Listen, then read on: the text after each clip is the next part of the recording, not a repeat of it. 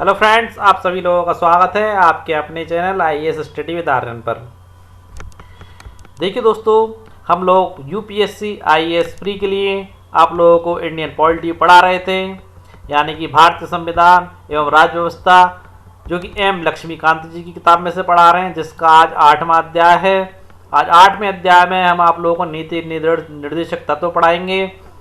इसके अंतर्गत नीति निर्देशक तत्वों की विशेषता, उनकी उपयोगिता, उनका क्रियान्वयन और उनका वर्गीकरण आप लोगों को अच्छे से समझाएंगे, वो भी एमसीक्यूज प्रश्नों के माध्यम से। क्योंकि दोस्तों यूपीएससी आईएएस प्री का जो पेपर का माध्यम है, प्री का, वो ऑब्जेक्टिव टाइप प्रश्न आते हैं आप लोगों के। 4 ऑप्शन या 4 विकल्प दिए होते हैं। ओके दोस्तों, पूरा कंटेंट हम लोगों का हिंदी माध्यम के स्टूडेंटों के लिए, पूरी वीडियो आपको हिंदी में मिलेगी, अच्छे अच्छे प्रश्न मिलेंगे। तो दोस्तों, चैनल को ज़्यादा से ज़्यादा सब्सक्राइब करें, ज़्यादा से ज़्यादा शेयर करें। दोस्तों, टाइम वेस्ट ना करते हुए अपने प्रश्नों की तरफ बढ़ते हैं। दोस्तों देखिए दोस्तों, हमारा पहला प्रश्न, राज्य के नीति निर्देशक तत्वों का उल्लेख संविधान के किस भाग में किया गया है? पहला, संविधान का भाग दूसरा, सेकंड ऑप्शन संविधान का भाग तीसरा, ऑप्शन थर्ड संविधान का भाग चौथा, ऑप्शन फोर्थ निम्न में से कोई नहीं। तो देखिए दोस्तों, पहले ऑप्शन बता देते हैं आप लोगों को। आप लोगों का ऑप्शन थर्ड सही है, क्योंकि संविधान के भाग चौथे में नीति निर्देशक तत्वों का उल्लेख किया गया है। देखिए दोस्तों, राज्य नीति के निर्देशक तत्वों का उल्लेख संविधान के भाग चौथे के अनुच्छेद 36 से 51 तक में किया गया है। किसमें किया गया? अनुच्छेद 36 से लेकर के 51 अनुच्छेद तक में नीति निर्देशक तत्वों का उल्लेख किया गया। भाग कौन सा? संविधान का चौथा। प्रश्न नंबर दूसरा देखते हैं, नीति निर्देशक तत्वों का या नीति निर्देशक तत्वों को किस देश के संविधान से ग्रहण किया गया है? किस देश के संविधान से ग्रहण किया गया है? अमेरिका, ब्रिटेन, आयरलैंड या स्पेन? ओके दोस्तों, तो आपका सही ऑप्शन आपका थर्ड है, क्योंकि नीति निर्देशक तत्वों को आयरलैंड के संविधान से ग्रहण किया गया। मगर कुछ महत्वपूर्ण बिंदु जान लीजिए दोस्तों। देखिए, संविधान निर्माताओं ने नीति निर्देशक तत्वों का विचार 1937 में निर्मित आयरलैंड के संविधान से लिया है। कहाँ से लिया है? 1937 में निर्मित आयरलैंड के संविधान से लिया है। और देखिए, आयरलैंड के संविधान में से स्पेन के संविधान से ग्रहण किया था। कहाँ के संविधान से ग्रहण किया था आयरलैंड के संविधान ने? यानी कि भारत ने किससे लिया? आयरलैंड से। और आयरलैंड ने किससे लिया था? स्पेन से। उम्मीद है दोस्तों समझ में आ गया होगा। अगले प्रश्न की ओर बढ़ते हैं। देखिए, प्रश्न नंबर तीसरा, निर्देशक तत्व और अधिकारों को संविधान की मूल आत्मा किसने कहा है? नीति निर्देशक तत्व और मौलिक अधिकार, इन दोनों को संविधान की मूल आत्मा किसने कहा है?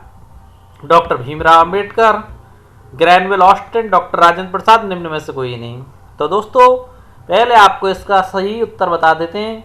नीति निर्देशक तत्वों को और मौलिक अधिकारों को संविधान की मूल आत्मा आपके ऑप्शन सेकंड ग्रैनविल ऑस्टिन ने कहा है। देखिए दोस्तों, डॉक्टर भीमराव अंबेडकर ने इन तत्वों को देखिए दोबारा सुनिए, डॉक्टर भीमराव अंबेडकर ने इन तत्वों को विशेषता वाला बताया है। मूल अधिकारों के साथ निर्देशक तत्व संविधान की आत्मा एवं दर्शन है, ऐसा आपका डॉक्टर भीमराव अंबेडकर जी कहते हैं। अब की देखिए, ग्रैनविल ऑस्टिन ने निर्देशक तत्व और अधिकारों को संविधान की मूल आत्मा कहा है। क्या कहा है?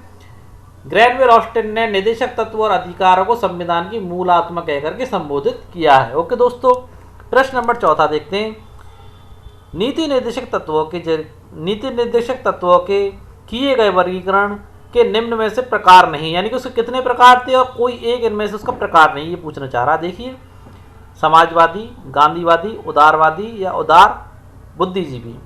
तो आप लोगों को बता देते हैं दोस्तों, नीति निर्देशक तत्वों के जो वर्गीकरण किया गया है वो 3 भागों में किया गया मुख्य रूप से। पहला समाजवादी के रूप में, दूसरा आपका गांधीवादी के रूप में, तीसरा उदार बुद्धिजीवी के रूप में। दोस्तों, इस प्रश्न का उत्तर आप लोगों के सामने आ चुका है, यानी कि जो वर्गीकरण नहीं किया गया उदारवादी के रूप में नहीं किया गया, बल्कि उदार बुद्धिजीवी के रूप में किया गया है। प्रश्न नंबर 5वां देखिए, आय, प्रतिष्ठा, सुविधाओं और अवसरों की असमानता को समाप्त करना किस अनुच्छेद के तहत आता है? यानी कि इन सारी असमानताओं को समाप्त करना किस अनुच्छेद के तहत आता है? देखिए, अनुच्छेद 38 के तहत, अनुच्छेद 39 के तहत, अनुच्छेद 37 के तहत, या निम्न में से कोई नहीं। तो इसका जो सही उत्तर है दोस्तों वह है आपका अनुच्छेद 38 के तहत। अब देखिए दोस्तों, यहाँ मैंने इसके महत्वपूर्ण बिंदुओं को लिया है। कौन से प्रश्न के महत्वपूर्ण बिंदु आप देख पा रहे होंगे यहाँ पर, जो मैंने आपका प्रश्न लिया था 5वां। देखिए दोस्तों,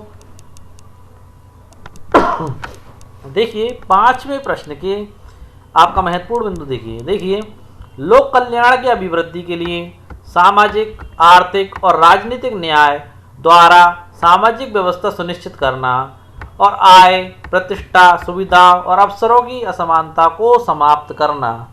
ओके दोस्तों, ये सारी चीज़ें आपके अनुच्छेद 38 के अंतर्गत आती हैं। ओके, आगे बढ़ते हैं अपने अगले प्रश्न की ओर। देखिए प्रश्न नंबर 6, अनुच्छेद 19। कौन सा अनुच्छेद? अनुच्छेद 19 हमें निम्न में से क्या प्रदान नहीं करता है? प्रश्न क्या पूछ रहा है? अनुच्छेद 19 हमें निम्न में से क्या प्रदान नहीं करता है? तो देखिए दोस्तों, सुरक्षित करना का पॉइंट के अंतर्गत दे रखा है सभी नागरिकों को जीविका के पर्याप्त साधन प्राप्त करने का अधिकार। ओके दोस्तों, क्या दे रखा है? सभी नागरिकों को जीविका के पर्याप्त साधन प्राप्त करने का अधिकार। ये हमें अनुच्छेद 19 के तहत दिया गया है कि भारत के सभी नागरिक अपने जीविकोपार्जन के लिए पर्याप्त साधन प्राप्त करने का अधिकार रखते हैं, चाहे वो किसी भी जाति के हों, किसी भी धर्म के हों। ओके दोस्तों, और अनुच्छेद 19 के खा में क्या दिया गया है? समुचित हित के लिए समुदाय के भौतिक साधनों का सम वितरण, यानी कि समान वितरण, यानी कि फिजिकल संसाधन जो हैं उनका समान वितरण किया जाएगा बिना कोई भेदभाव किए हुए। ओके दोस्तों,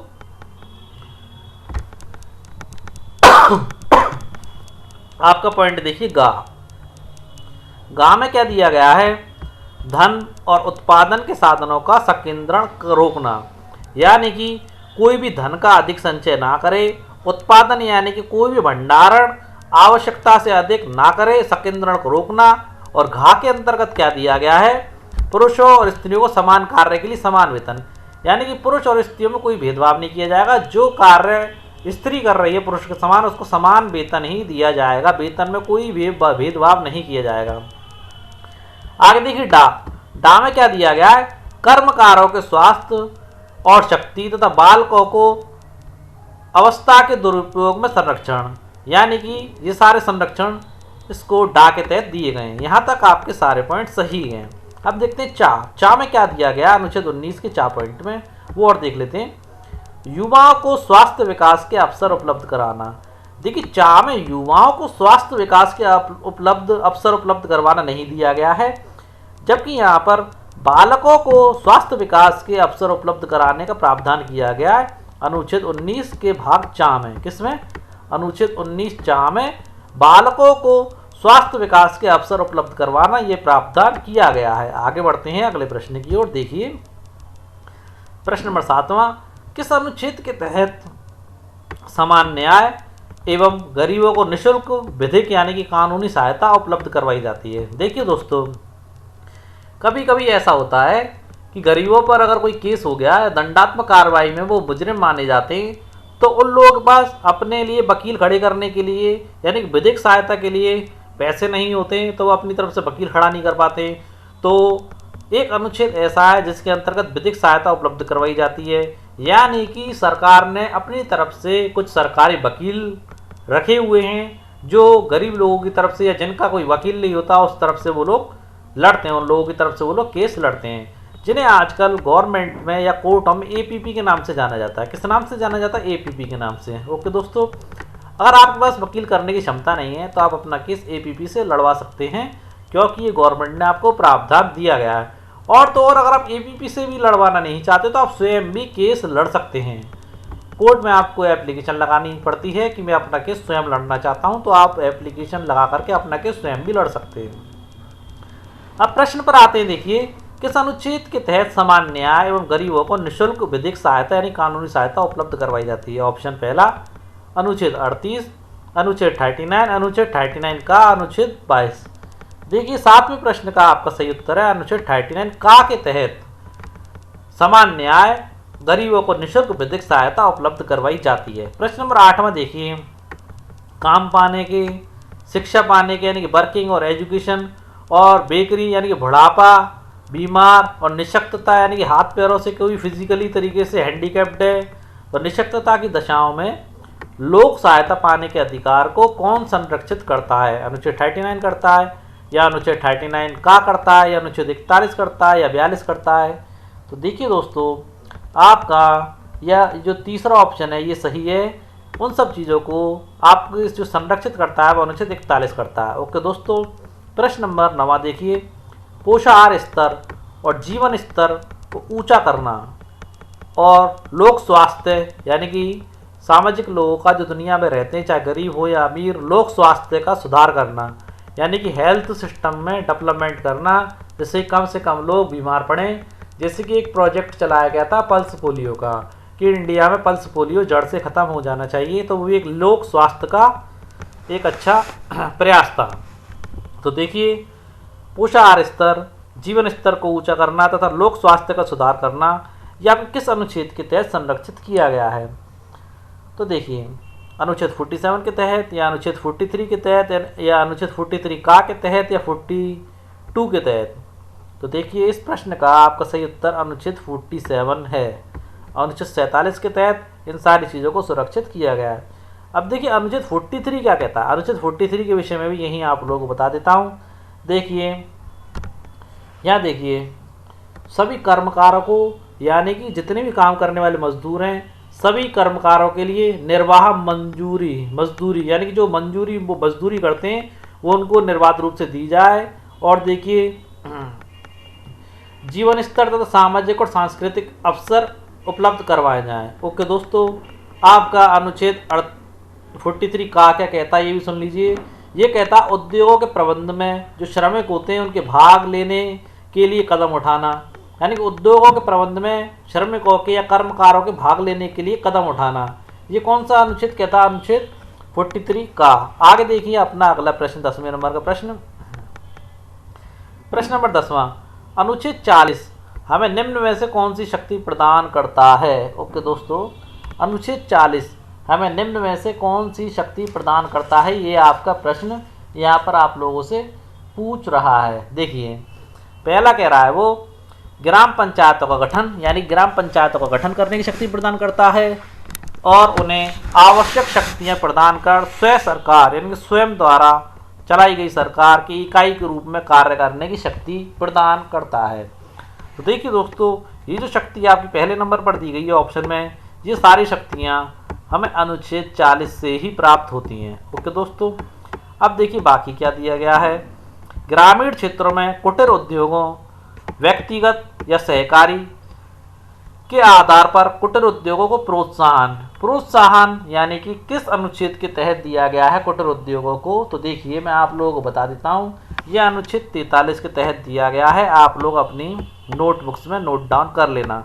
अनुच्छेद 43 के तहत इन सब चीज़ों को संरक्षण दिया गया। अब देखिए, स्वास्थ्य यानी कि हेल्थ के लिए नुकसानदायक जो नशीली दवाएं होती हैं, मदिरा यानी कि शराब, और ड्रग्स तो आप सभी लोग समझते ही हैं। ड्रग्स के औषधीय प्रयोजन यानी कि उसके जो औषधीय प्रयोजन होते हैं, हमारी बॉडी को ठीक करने के लिए उनका प्रयोग करने के अलावा अगर उसको कोई इतर उपयोग किया जाता है तो उस पर प्रतिबंध लगाया गया है। तो वो किस अनुच्छेद के तहत लगाया गया है, ये आपसे पूछना चाह रहा है। तो उसका अनुच्छेद आप लोगों को मैं बता देता हूँ। अनुच्छेद 47 के तहत इसके औषधीय गुणों के अतिरिक्त इसके प्रयोग पर पाबंदी लगाई गई है, अनुच्छेद 47 के तहत। देखिए, पॉइंट नंबर 4, गाय बछड़ा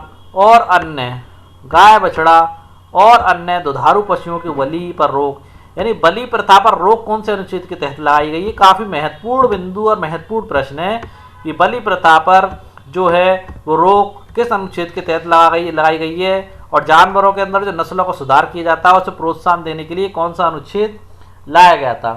तो देखिए दोस्तों, यह अनुच्छेद आपका था 48वां। कौन सा अनुच्छेद था आप लोगों का?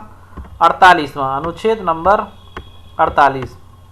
अनुच्छेद 48 के तहत बलि वगैरह पर रोक लगाई गई और नस्लों में सुधार को प्रोत्साहन दिया गया। अब देखिए 5वें नंबर का पॉइंट, सहकारी समितियों के सवैतनिक गठन यानी कि वेतन दे करके उनका गठन, स्वायत्त संचालन, लोकतांत्रिक निमंत्रण तथा व्यवसायिक यानी कि बिजनेस के रूप में प्रबंधन को बढ़ावा देना, ये सहकारी समितियों के लिए ये कौन सा अनुच्छेद लाया गया था। ओके दोस्तों, तो मैं आप लोगों के लिए बता देता हूँ, यह आपका अनुच्छेद 43B था। अनुच्छेद 43B, 43 का भाग बी था ये। ओके दोस्तों, ओके, अनुच्छेद 43 में कुटीर उद्योगों के लिए व्यक्तिगत और सहकारिता के आधार पर किया गया था और उसमें सहकारी समितियों के लिए किया गया। ओके दोस्तों, आगे बढ़ते हैं अगले प्रश्न की ओर। देखिए प्रश्न नंबर 11वां, कौन सा अनुच्छेद राज्य लोक सेवा आयोग में नगर पालिका को कार्यपालिका से पृथक करता है। बड़ा ही बेहतरीन प्रश्न है। अनुच्छेद 45, अनुच्छेद 48, अनुच्छेद 50 या निम्न में से कोई नहीं। तो देखिए दोस्तों, ऐसा कार्य आपका अनुच्छेद 50 करता है और इसके महत्वपूर्ण प्रश्न या महत्वपूर्ण बिंदु मैं आपको नेक्स्ट पेज पर बताऊंगा। देखिए प्रश्न नंबर 12वां, भारत के समस्त राज्य क्षेत्र में नागरिकों के लिए एक समान सिविल संहिता, सिविल संहिता यानी कि जितने भी आपके जमीन संबंधित विवाद होते हैं वो सारे आपके सिविल केसेस में आते हैं। तो एक समान सिविल संहिता का अधिकार कौन सा अनुच्छेद प्रदान करता है। अनुच्छेद 44, अनुच्छेद 49, अनुच्छेद 51 या निम्न में से कोई नहीं। तो आप लोगों को बता देता हूं कि एक समान सिविल संहिता का अधिकार हमें अनुच्छेद 44 प्रदान करता है। इस प्रश्न के भी महत्वपूर्ण बिंदु आपको नेक्स्ट पेज पर मैं बताऊंगा। देखिए प्रश्न नंबर 13वां, काफी अच्छा प्रश्न है। नीति निर्देशक तत्वों में 4 नए तत्व कब जोड़े गए थे। क्या पूछ रहा है, 4 नए तत्व कब जोड़े गए थे। पहला 42वें संविधान संशोधन द्वारा जो 1976 में हुआ था, या फिर 44वें संविधान संशोधन द्वारा जो 1978 में हुआ था, या फिर 93वें संविधान संशोधन द्वारा 2006 में हुआ था, या निम्न में से कोई नहीं। देखिए दोस्तों, नए नीति निर्देशक तत्व आपके 42वें संविधान संशोधन 1976 के तहत जोड़े गए थे। थोड़ी जानकारी इसके विषय में ले लीजिए। 42वें संविधान संशोधन अधिनियम 1976 में निर्देशक तत्व की मूल सूची में 4 तत्व जोड़े गए। देखिए सबसे पहला क्या जोड़ा गया, बच्चों के स्वास्थ्य विकास के लिए अवसरों को सुरक्षित किया जाएगा। कौन से अनुच्छेद के तहत किया इन्होंने, 39 के तहत। फिर उन्होंने कहा समान न्याय को बढ़ावा देने के लिए गरीबों को मुफ्त कानूनी सहायता प्रदान करने के लिए एक अनुच्छेद लेके आए 39A। फिर उन्होंने कहा कि उद्योगों के प्रबंधन में श्रमिकों की भागीदारी को सुरक्षित करने के लिए कदम उठाएंगे, तो इसे इन्होंने नाम दे दिया अनुच्छेद 43A। फिर उन्होंने कहा रक्षा और पर्यावरण को बेहतर बनाने और जंगलों और वन्य जीव की रक्षा के लिए एक अनुच्छेद लेकर के आए, वो था अनुच्छेद 48A। ओके दोस्तों, अब इन दोनों प्रश्नों से संबंधित महत्वपूर्ण बिंदु आपको बताते हैं। पहले देखिए अनुच्छेद 45 सभी बालकों को 14 वर्ष की आयु पूरी करने तक निःशुल्क और अनिवार्य शिक्षा का अधिकार देता है। ओके दोस्तों, अब देखिए अनुच्छेद 48 क्या कहता है, कृषि और पशुपालन को आधुनिक और वैज्ञानिक प्रणालियों से करने का अधिकार देता है। अब अनुच्छेद 48 का के विषय में और बता देता हूँ साथ ही साथ। देखिए क्या कहता है, पर्यावरण का संरक्षण तथा संवर्धन, वन तथा अन्य वन्य जीवों की रक्षा का अधिकार देता है हमें। वन और वन्य जीवों की रक्षा का अधिकार महत्वपूर्ण बिंदु है और पर्यावरण संरक्षण का अधिकार किस अनुच्छेद के तहत दिया गया, 48A के तहत। इसलिए मैंने इस पॉइंट को यहाँ पर ऐड किया है। आगे देखिए अनुच्छेद 49 राष्ट्रीय महत्व वाले घोषित किए गए कलात्मक और ऐतिहासिक अभिरुचि वाले स्मारकों के लिए जैसे कुतुब मीनार हुआ, ताजमहल हुआ, या स्थानीय वस्तु का संरक्षण करने का अधिकार प्रदान करता है। किसके तहत, 49 के तहत। ओके दोस्तों, अनुच्छेद 51 क्या करता है, देखिए अनुच्छेद 51 अंतर्राष्ट्रीय शांति बनाने के लिए, सुरक्षा के अभिवृद्धि करने के लिए और राष्ट्रों के बीच न्यायपूर्ण और सम्मानपूर्ण संबंधों को बनाए रखना। ओके दोस्तों,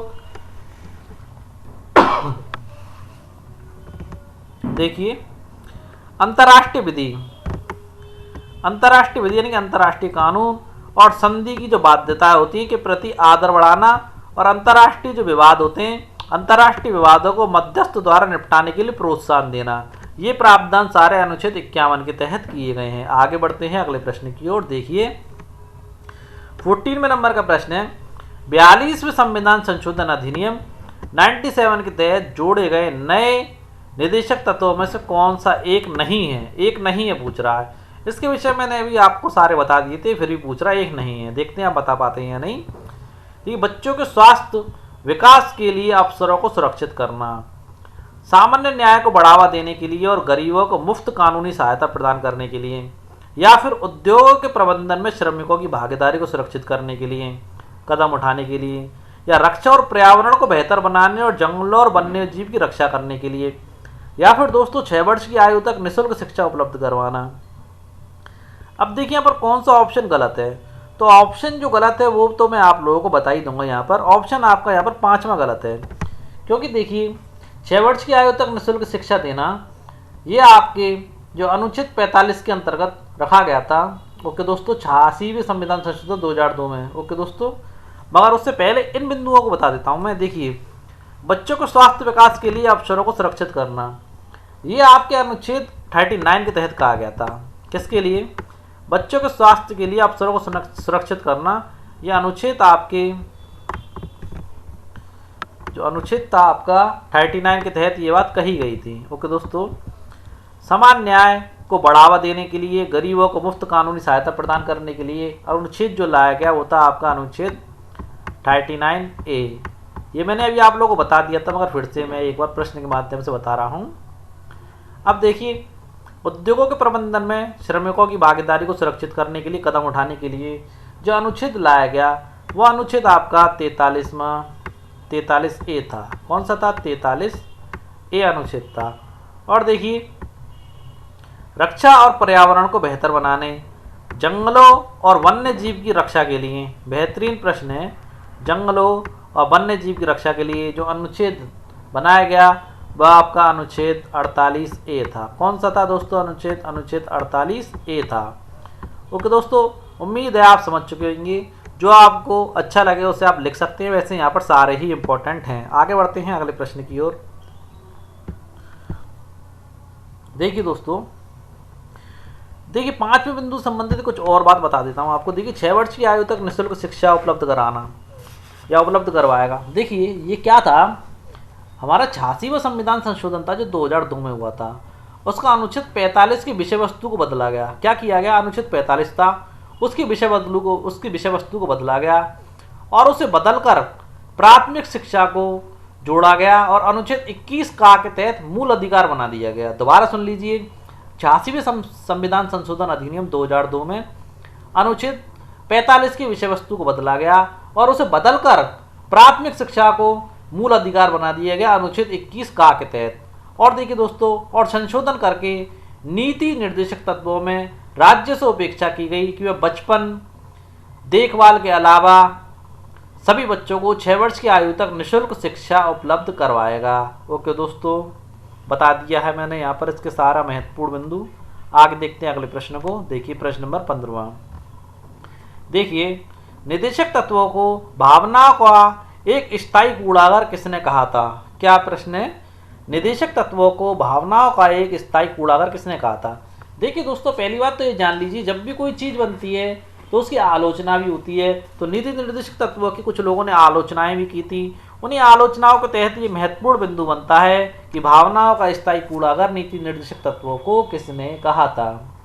ओके दोस्तों, पहला ऑप्शन आपका टी कृष्णमाचारी, दूसरा ऑप्शन के शाह, तीसरा ऑप्शन के व्हेलर, चौथा नसीरुद्दीन।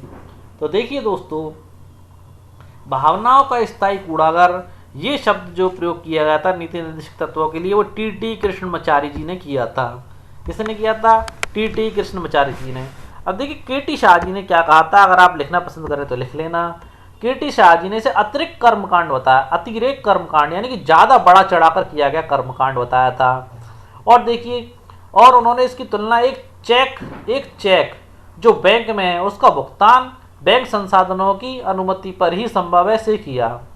देखिए, अब जो नीचे नाम दिया गया नसीरुद्दीन जी ने क्या कहा आलोचना करते हुए?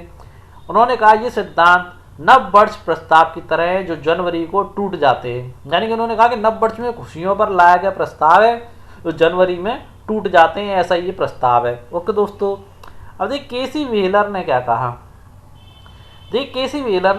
इन्होंने कहा लक्ष्य और आकांक्षाओं का घोषणा पत्र कहा। ओके दोस्तों, आगे बढ़ते हैं प्रश्न नंबर 16 की तरफ। मूल अधिकारों एवं निदेशक तत्वों में टकराव के कारण निम्न में से कौन से थे? यानी कि वो कारण पूछ रहा है जिसके कारण मूल अधिकारों और नीति निर्देशक तत्वों में टकराव हुआ। देखिए, एक और मूल अधिकारों की न्यायोचितता और निर्देशक तत्वों की गैर न्यायोचितता। ओके दोस्तों, पहला कारण ये, या फिर ये निदेशक तत्वों अनुच्छेद 37 को लागू करने के लिए राज्य की नैतिक बाध्यता के कारण दोनों के मध्य टकराव का जन्म हुआ। यानी कि निदेशक तत्वों के अनुच्छेद 37 को लागू करने के लिए राज्य की नैतिक बाध्यता जो लागू की गई उसके कारण दोनों में टकराव का जन्म हुआ। या फिर देखिए, मूल अधिकारों एवं निदेशक तत्वों में जनता द्वारा अंतर न समझ पाने के कारण यह टकराव हुआ। ऑप्शन देखते हैं उपरोक्त कथनों में से कौन से कथन सही हैं।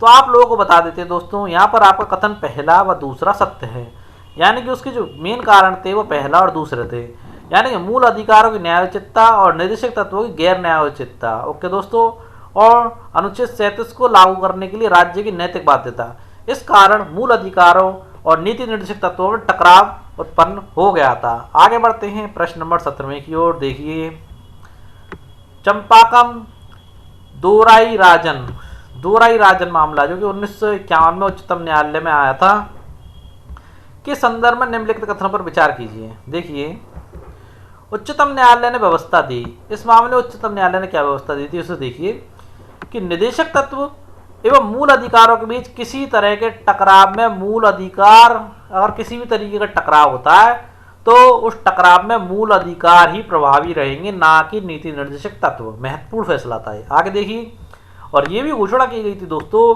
कि नीति निर्देशक जो सिद्धांत है और मूल अधिकारों के पूरक के रूप में निश्चित रूप से लागू होंगे। ओके दोस्तों, यानी कि मूल अधिकारों के पूरक के रूप में 100% नीति निर्देशक सिद्धांतों को लागू किया जाएगा। अब देखिए और क्या कहा, यह भी तय कर दिया उच्चतम न्यायालय ने इस मामले में कि मूल अधिकारों को संसद द्वारा, किसके द्वारा दोस्तों, संसद द्वारा संविधान संशोधन प्रक्रिया के तहत संशोधित किया जा सकता है। यानी कि मूल अधिकारों में चेंजेस किया जा सकता है अगर संसद चाहे तो दोस्तों। और इस प्रश्न से संबंधित महत्वपूर्ण बिंदु और विभिन्न फैसले जैसे केशवानंद भारती वाले और बाकी फैसले में ऐसी इंडियन पॉलिटी क्लासेस में आपको पिछले अध्याय में कंप्लीट करवा चुका हूं। देखिए, इसी फैसले के फलस्वरूप संसद ने प्रथम, चौथा, 17वां संशोधन अधिनियम द्वारा कुछ निर्देश लागू किए थे। देखिए दोस्तों, एक बात आप लोगों को बताना चाहूंगा जो यहाँ पर इन्होंने दिया गया है, पॉइंट नंबर 4। देखिए, ये जो था आपका पहला प्रथम संविधान संशोधन, ये आपका 1955 में हुआ था। ओके दोस्तों, 1955 में हुआ था इसी संदर्भ में। और चौथा संविधान संशोधन आपका जो हुआ था, चौथा तो 1955 में हुआ था दोस्तों, और प्रथम आपका 1951 में हुआ था। कब हुआ था?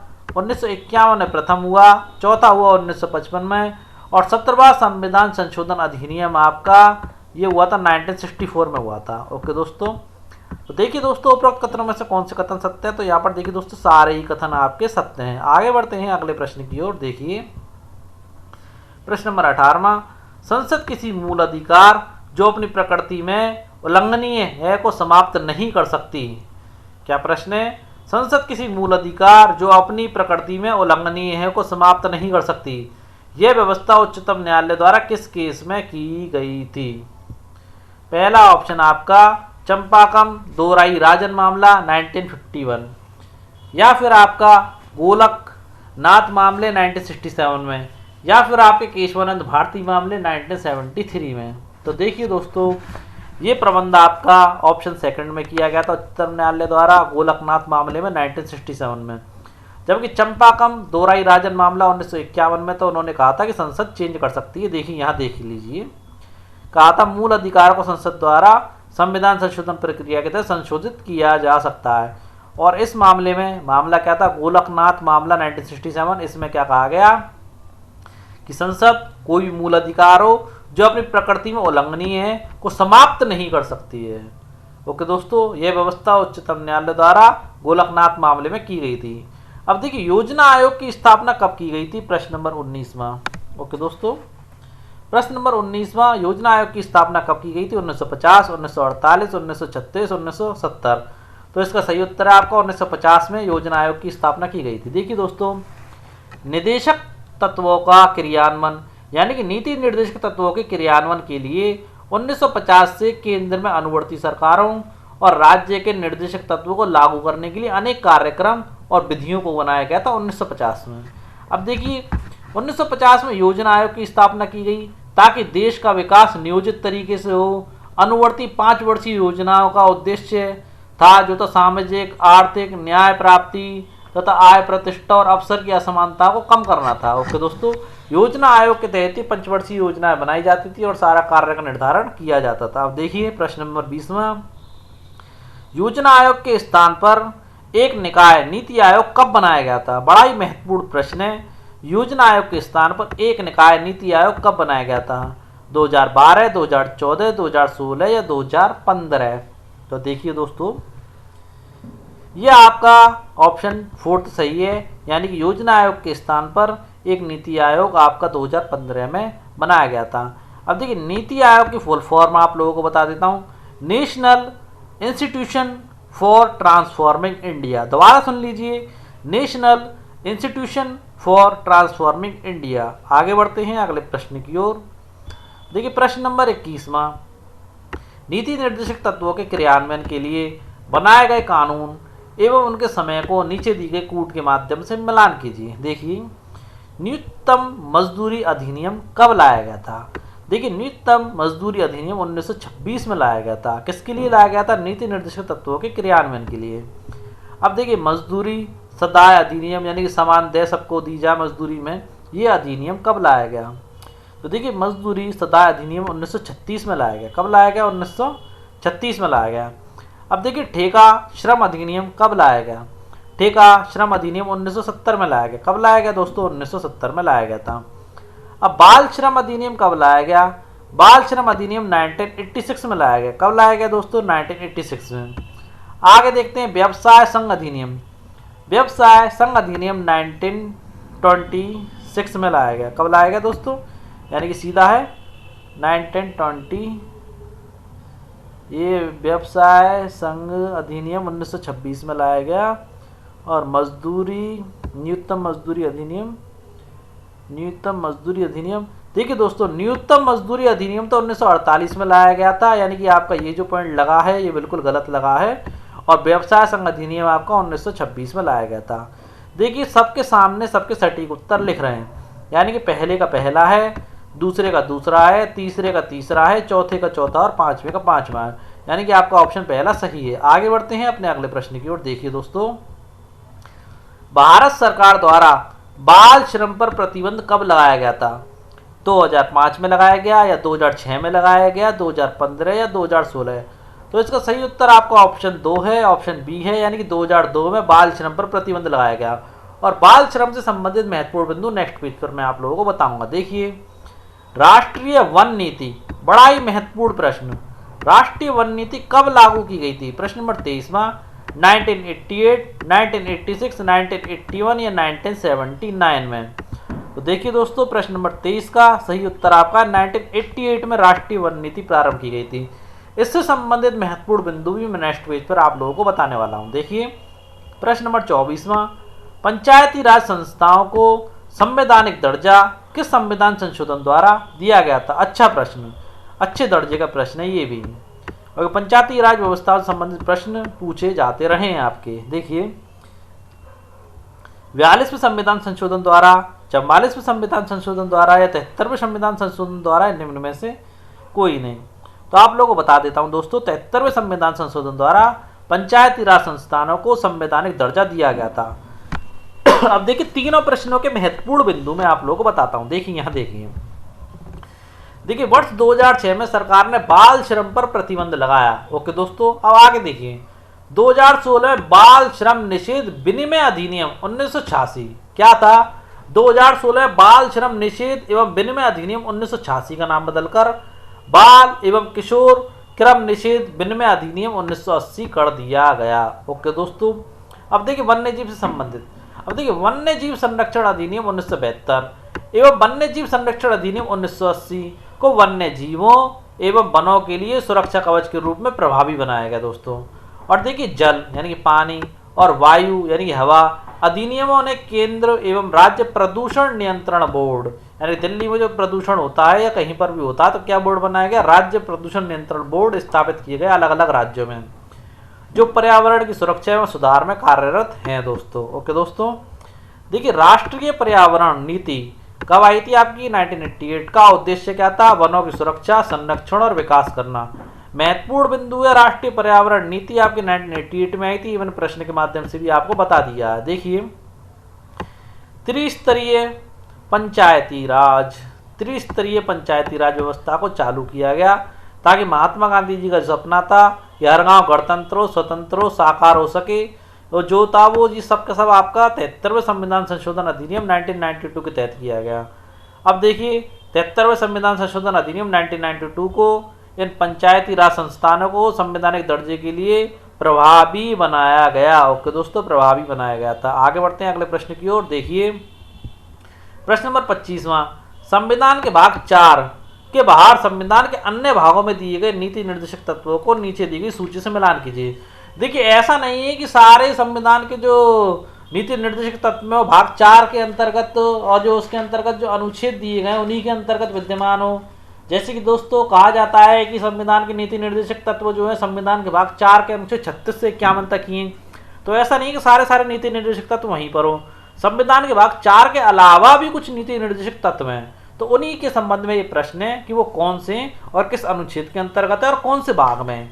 तो देखिए, पहला है सेवाओं के लिए अनुसूचित जातियों और जनजातियों के दावे। ओके दोस्तों, ये वाला जो प्रावधान है नीति निर्देशक तत्वों के अंतर्गत ही है। ये किस भाग और किस अनुच्छेद के तहत है ये पूछना चाह रहा है। तो ये देखिए, आपके भाग 16वें और अनुच्छेद 325 के तहत है। भाग 16वें और अनुच्छेद 325 के तहत है। देखिए, इसमें क्या है, इसमें साफ साफ कहा गया है संघ या किसी राज्य के कार्यकलाप से संबंधित सेवाओं और पदों के लिए नियुक्तियां करने में अनुसूचित जातियों, अनुसूचित जनजातियों के सदस्यों के दावों का प्रशासन की दक्षता बनाए रखने की संगति के अनुसार ध्यान रखा जाएगा। ओके दोस्तों, अब सेकंड पॉइंट है मातृभाषा में शिक्षा। मातृभाषा में शिक्षा का जो प्रावधान किया गया है संविधान के भाग 17 में है और वो अनुच्छेद 350 का के अंतर्गत आता है। किसमें आता है? अनुच्छेद 350 का के अंतर्गत आता है। अब देखिए, मातृभाषा में शिक्षा के प्रावधान में क्या कहा गया है। इसमें कहा गया प्रत्येक राज्य और राज्य के भीतर प्रत्येक स्थानीय अधिकारी और या फिर भाषाई अल्पसंख्यक वर्गों के बालकों को शिक्षा के प्राथमिक स्तर, क्या शिक्षा के प्राथमिक स्तर पर मातृभाषा स्तर पर मातृभाषा में शिक्षा की पर्याप्त सुविधाओं की व्यवस्था करने का प्रयास करेगा। क्या कहा गया? प्रयास करेगा। आगे देखिए, हिंदी भाषा का विकास। हिंदी भाषा का विकास का जो नीति निर्देशक तत्व है वो भाग 17वां अनुच्छेद आपका भाग 17वां अनुच्छेद आपका 351 आता है। कौन सा आता है? अनुच्छेद 351। भाग 17वां अनुच्छेद 351 के तहत आता है। देखिए, इसमें क्या कहा गया है, इन्होंने कहा कि संघ का कर्तव्य होगा कि वह हिंदी भाषा का प्रसार बढ़ाए। क्या कर्तव्य होगा? संघ का कर्तव्य होगा कि वह हिंदी भाषा का प्रसार जो है बढ़ाए, उसका विकास करे, जिससे भारत की सामयिक संस्कृति की अभिव्यक्ति का माध्यम बन सके। ओके दोस्तों, देखिए दोस्तों, उक्त निर्देश भी प्रकृति में न्याय योग्य नहीं है, परंतु दोस्तों न्यायालय द्वारा इन्हें भी अन्य निर्देशों के समान उतना ही महत्व दिया जाता है तथा उन्हें भी संविधान का भाग माना जाता है। ऐसा नहीं है कि संविधान का भाग नहीं है, इन्हें संविधान का भाग माना जाता है। ओके दोस्तों, आगे बढ़ते हैं। देखिए, आज का अंतिम प्रश्न आरटी से संबंधित है, जो मैं पहले ही बता चुका हूँ।